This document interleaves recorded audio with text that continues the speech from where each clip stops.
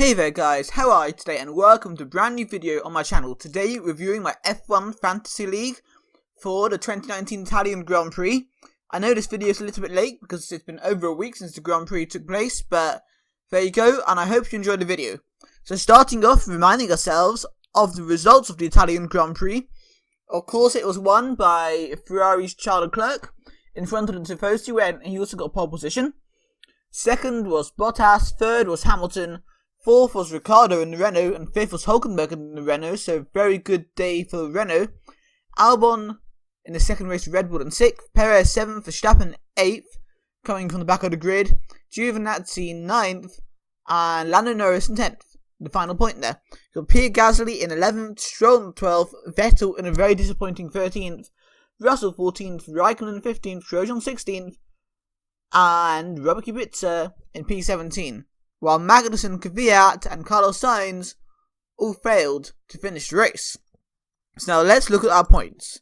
So starting at the bottom of our overall leaderboard for myself, I'm currently on 1,540 points. But I actually did pretty well this week with 149 points as I went for Hamilton, Gasly, Ricciardo, Raikkonen, and Norris. And then McLaren as a team. So going through that, Hamilton, well, he qualified towards the front and finished towards the front. So not as best we can, but still scored pretty well on the Fantasy League. And there's no way I'm going to take him out. Gasly is an interesting one in my mind because he seems to be doing pretty well now back at Toro Rosso. And maybe that's the level that suits him at the moment. And he's happy in that car. And he's going to score high for me. So I'm happy to keep him as turbo driver at the moment. He got 32 points as turbo driver. Not bad at all. Then you have Ricciardo, who did very well this week. Coming in P4. And was right at the front the whole weekend. Which is really good. It's probably his best race so far for Renault. And then you have Raikkonen and Norris. Not really sure why Raikkonen actually scored so highly on his 17 points. Considering he had a bad weekend, crashing in qualifying, did badly in the race. And then Norris got a point in real life and scored 17 points in here. But again, a mixed weekend for McLaren with Carlos Sainz failing to finish the race. And in a way, there's been some chinks in McLaren's armour since the summer break. 2 DNFs in Belgium, a DNF in Italy. Let's hope they can sort it out before Singapore. Next up, we're going to look at Robbie's team, and he's on 1,743 points. And he got 100 points, exactly 100 points for this weekend. And he went for Charles Leclerc, Verstappen, Raikkonen, Norris, and Daniel Kvyat as a turbo driver. Yes, he let you down there. And Red Bull as a team. So, of course, Charles Leclerc, pole position, race win, second win in a row, first win for Ferrari in front of the Tifosi since 2010. All-round dream day for Charles Leclerc. Okay, admittedly Hamilton got fastest lap, but apart from that.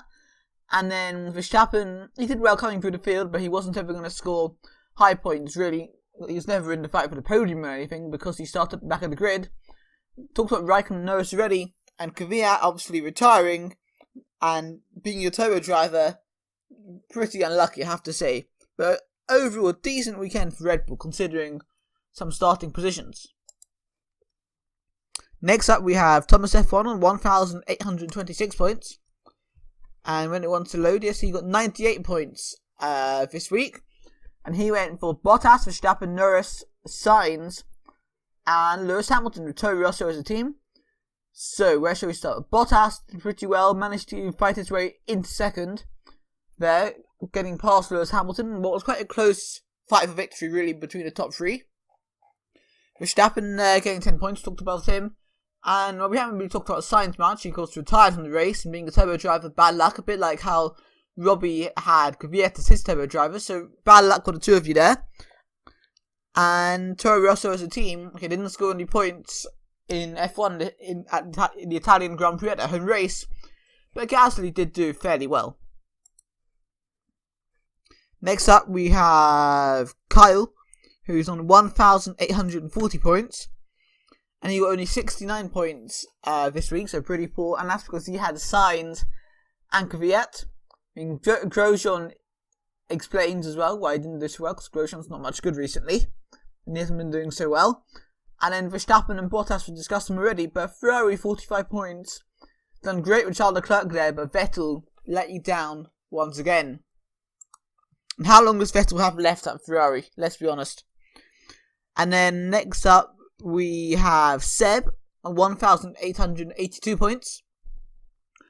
And he went for Verstappen, Vettel, Bottas, Raikkonen as a turbo driver, which paid off, and Norris. So of course, going back to Sebastian Vettel, how long does he really have left at Ferrari? He has been so poor recently.